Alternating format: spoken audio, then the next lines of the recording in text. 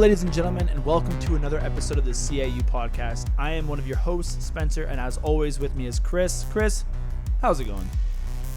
It's going great. I feel amazing after having a top four finish for both Toronto Ultra and the Toronto Fine. What better could I ask for? Yeah, I know. I mean, we talked about in a previous episode that we were hoping that the Ultra could channel their inner Defiant and get that top four finish, and that is exactly what they did. So I'm doing good too. Thank you for asking, even though you didn't. Yeah. Not that big of a deal. Don't care about you. I'm used to it. Yeah, being shafted as always.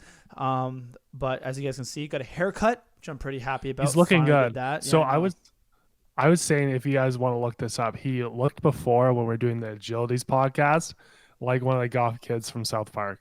Yeah, I know I did. It was getting pretty long. Maybe Bocce Riley can bring that up real quick. Yeah. Thank God I was Bocce Riley editor, shout out to him. Thank God it was I finally could, because I'm in Whitby, not necessarily Toronto, so things opened up and I can get my hair cut. Obviously, you have to wear a mask and whatnot, but it was nice to finally trim that off, especially given the heat that we've been having down here. So, with that out of the way, because let's be serious here, nobody watches this to talk about my hair. Nobody gives a flying, you know what. Let's just jump into the game. So, Toronto Ultra, Chris, with an amazing top four finish, and this isn't just big because, hey, I love seeing top four finishes. I mean, who doesn't?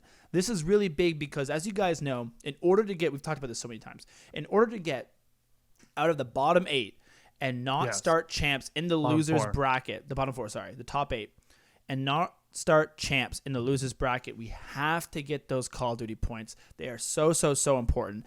And getting 20 Call of Duty points for getting that top four is so big.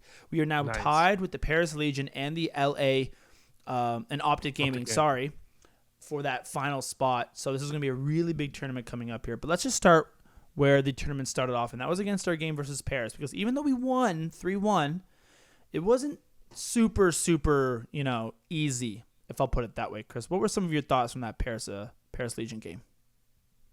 Well, it's quite interesting because the games or the maps that we won, which were hard points and domination, they were pretty close. But I thought we kind of got beat pretty hard on Search and Destroy. I agree. Now, I think I'm going to give lots of my credit during this map or this match against Paris to the likes of Kleenex, Bance, and Camming Classic. I think they performed quite well during the Paris game in general. And Methods was a little bit, especially on Search and Destroy, he wasn't quite as good as he normally is. So I actually think that Paris was the only game I think Methods performed well on, if I'm being completely honest. I think actually him and Cammy had like over a 1.2 KD coming out of the Paris Legion game. I actually thought, and Kleenex had a pretty good showing too. I think Classic struggled a little bit versus Paris. I kind of forget what Bance's specific stats are, but I understand. I remember walking away being like Kleenex, Methods, and Cammy had a really good showing versus the Paris. I think it was later on that Methods seemed to struggle a little bit, especially in Search. I think maybe in terms of Methods is my recency bias because I just watched the Paris game, and on Search and Destroy it really didn't do well. I think the highlight of the Paris game was, even though we lost in Search and Destroy, Bance got a 4-piece clutch on I believe I defense. do remember that. Yes, that was filthy. We only won 2 maps, and then everyone's like, "Oh, Bance has like 8 kills. Look at him go!" But it was in like 2 rounds. He got a 4-piece twice, and we won those 2 maps, and that was it. Yeah, and the one thing I will mention is I noticed this specifically on Paris, and what I like specifically about Kleenex. We always talk about his clutch factors, able to get kills, but what does that mean? And one thing I noticed a lot on Paris was his ability to get trades without being traded out. So you get a kill really on a 2-stack. So let's say in Paris he had 2 people. He'd get a kill on one of them, but wouldn't be traded out, which is typically what you expect from a situation like that. You have times where you had a quick pop on one of the players and then run back behind cover and not get picked, which put us in a great position. Yeah, he plays the game so fast.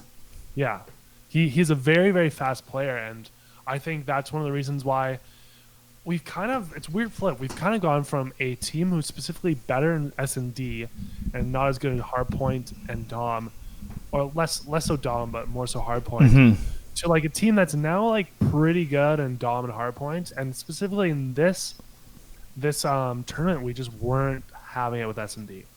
I think versus especially against Paris. So yeah, Because we actually took both S&Ds versus Faze, right? That was one of the reasons why we won it. That's what I'm saying. It was such a weird... Sorry, Faze, and then like good against Faze, but then against New York. Against New York. We also got slapped in S&D. I agree. That's what it would seem like.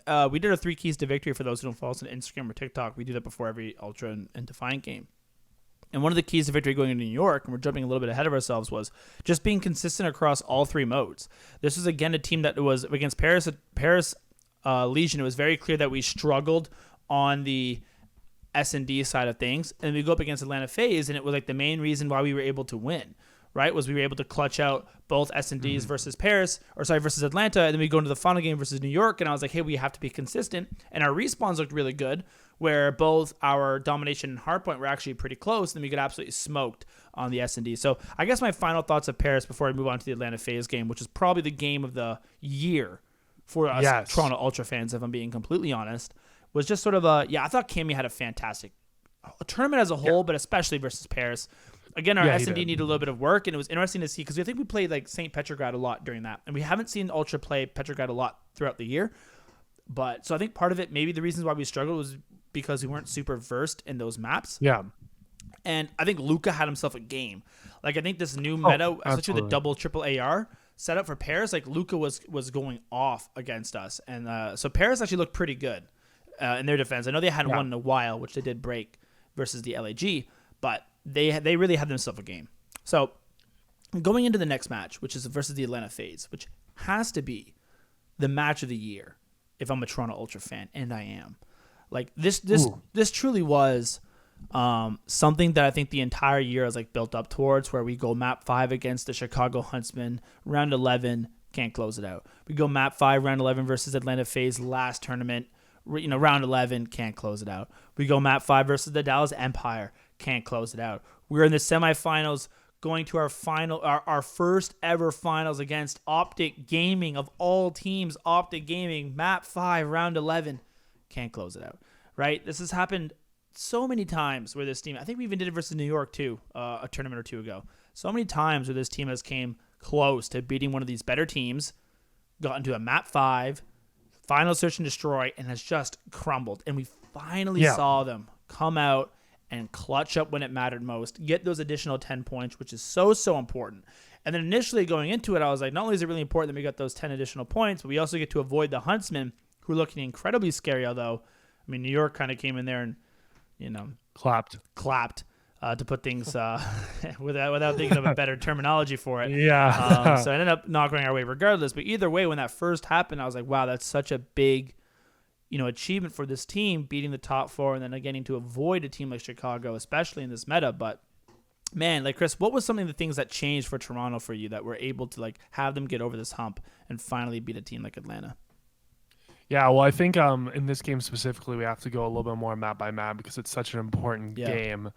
But one thing I didn't notice is that Toronto's strategic play between the maps that they lost and the maps they won were very, very different. And it shows that for them to strategically win, or for them to win, they need to both have, that clutch factor and pop off and get kills, which Kleenex was doing a lot of, in my opinion, and also strategically play well.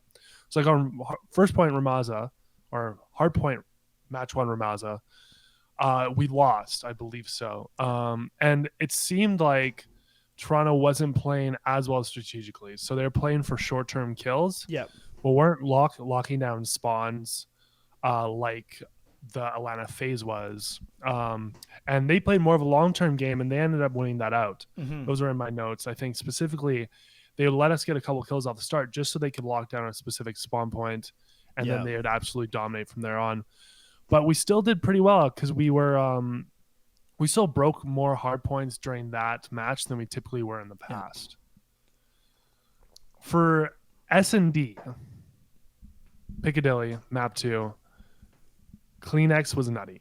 Oh yeah, he was getting 5-6 kills popping off. Yeah, I think one of the biggest differences between this team and their previous iterations were just one. I think Cammy's been on the upswing this entire season, And I think he Yes. really had a coming out party this tournament where like we knew with medals being out, someone needed to step up in the search and destroy category, and Cammy filled those shoes and then some, putting up like a 1.52 KD over the weekend. He had the best kill death ratio of any search and destroy player all tournament long. So that was incredibly impressive. He looked really good on the AR. I think it just shows how flexible of a player he is, where he can go from sniping and search and destroy to running the SMG on hardpoint all year long to now having to swap to the AR and putting up really impressive performances.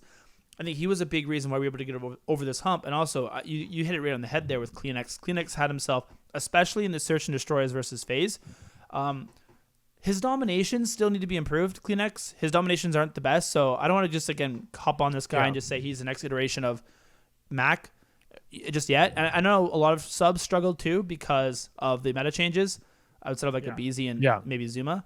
But Kleenex's domination is the one thing that I'd like to see be improved. But his search and destroy versus phase was incredible, man. Like him and Cammy really put the team on their backs and just popped off and sort of like helped them clutch. Yeah, exactly. My comment on that is just like, this is what our team can look like when our typical players who like aren't playing as well pop off. Yeah. You know, typically we see Methods be the star of the show for most of the term or most tournaments, as much of a star as you can be when you're not doing too well.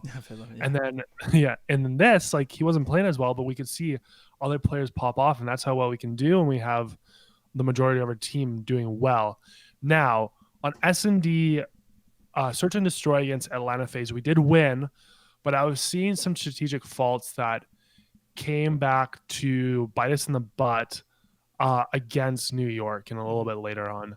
Now, I'll just say preemptively that we won this, I think, because of our pure pop-off potential. Like, we were just getting so many kills that it didn't really matter. Yeah. But I was noticing that we weren't strategically covering the flanks when they would get a pick on us a lot. So what I noticed in Piccadilly, Search and Destroy, and later on we can talk about in New York, is that when one of our flanks got picked, let's say a right or left flank, typically one of the players on Atlanta Faze would just very, very aggressively make moves up the side and get like a nice flank and pick us from behind. Yeah. And we weren't really protecting that flank. Now it's understandable, like, hey, like, you can't really be looking back behind yourself all the time. But I think that if you know that you had a teammate that got picked in a certain area, you would think about maybe being a little more cautious in understanding that another player from the main team would come that way. Mm-hmm. And like I said, we'll talk about it later, but it really bit us in the butt against New York. But this is something that I started to notice at Piccadilly S&D map too. Yeah, and I don't disagree with you at all. It's obviously hard because I don't necessarily know the strategy when you're down a player, like how to really get that back. I mean, maybe, is that a communication issue? Who knows? I think that the main takeaway from this Atlanta game, though, really was just like our ability to like fry out. And like you mentioned it earlier, that like it really was surprising, especially since the guy who's been consistent for us all year long, Methods, really didn't have a great, like, he started out well versus Paris and then kind of, I think, fell off, especially his S&D. His S&D all weekend was really bad. And this is something that was really disappointing to me because I thought in an AR meta where ARs reign supreme, I was expecting big things from Methods and I didn't quite get them. And I mean, it's only one map, it's only one game. I'm not going to like knock the guy too hard. Like, he's been really good all year long, but it'll be interesting to see if this 2 or 3 AR meta persists. Is he going to be able to keep up? Like, was he just putting up really good performances because he was the only AR and he only had one AR to check him and he just had to go up against SMGs so he could play slower, hold his sight lines, and like sort of farm stats, if you will? Like they call them like the NBA, like they like pad their stats. I'm not sure if it's the same for Call of Duty, but there's 3 ARs running around. Methods can't be having performances like this, especially in S&D. His S&D KD overall the weekend was like 0.48, which you just can't have in a top 4 team, especially if you want to push those better teams like New York Subliners to to the brink and get those like top 2 placements, which I think this team is capable of. So overall, though, I don't want to sound too negative because we got top 4. It's an amazing performance. We beat Atlanta Faze, which nobody saw coming, and I think that Kleenex and Cammy especially deserve such a big praise for that performance, especially in the Atlanta Faze. Yeah, well, I just want to quickly comment on just like why I want to theory craft on why Methods has had the bad performance he did.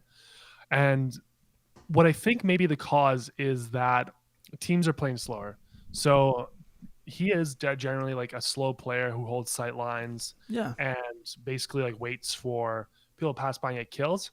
So my guess is in a meta with only one AR, you're gonna be able to, and with a lot more engagements in general, you're gonna have a lot more chaos and people being a little bit less cautious about crossing sight lines, doing things like Yeah, that, maybe. which would give methods the opportunity to capitalize on a maybe less cautious play Yeah. because it's so fast. But now that we're in more of a slower paced game, I'm guessing that people are a lot more strategic about where they cross sight lines, where they go, and how they go about doing it. Mm-hmm. So it's harder for him to capitalize on holding these sight lines and playing like very, very still and slow in that sense. Yeah, I mean, I hope you're wrong because because if Yeah, you're if I you're do right, too. like I mean, this might be a trend that we see moving forward because I think we might see. I mean, we heard that the 10 millimeter is coming back, so I do expect there to be more engagements.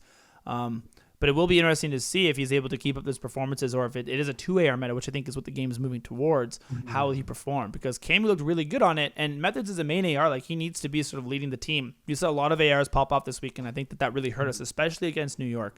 So speaking of New York. Let's jump Yes. into it, Chris. What sort of went wrong there? Why was the NYSL, a team that I thought more than a couple people thought that we could have won easily, kind of 3-0 us. Well, let's be clear. I think that on some of the respawns, like we really didn't do too bad. Like I Yeah. think we lost Gunrunner on map one 250 to 247. Well, that's just tough. It was Um, really close, man. it was We had that. It was like the last 10 seconds they were able to make the break. It was once again just like throwing it in yeah, the final couple of seconds, which we have seen from this team before, but I thought we maybe overcame with the victory versus Faze, but man, was that close. it was. So it's really hard to it's hard to beat up on a team for like our respawn maps. I think it's just during map two S&D when we just performed so poorly.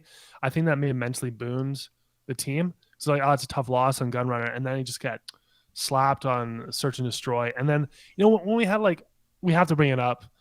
I think now's the appropriate time to bring it up. When we Yeah. lost the 1v3 on S&D, and with just terrible positioning from our team, I think that really probably hurt their mental game. Yeah, Methods was Kleenex was defusing the bomb and Bance was sort of watching his back, and then I think it was Accuracy and the other team was able to get through and sort of get that pick on the bomb diffuser, but Methods was in no man's land. And I don't know if he was checking the back. Like I don't know if he's here's where the people usually come from, but it should have been an easy trade out, and it just wasn't. And he was able to do it twice, which is incredibly frustrating. So, I mean, whatever. S&D wasn't exactly close. I don't think that losses the whole match. We were behind, but it was something where I was a little bit concerned because I was like, man, that's sort of a round that we should win. And you're right. How does that affect someone's mental? But I don't think it hurt us too much because we go into domination and it was really close. Domination was not a blow up by any means. I think we actually had it. And then we go for the trip cap and then we just sort of lost spawns. And then New York was able to hold and we just weren't. Yeah, I think what we did there was we went for it was basically the big play with the big payoff and big risk. Yeah.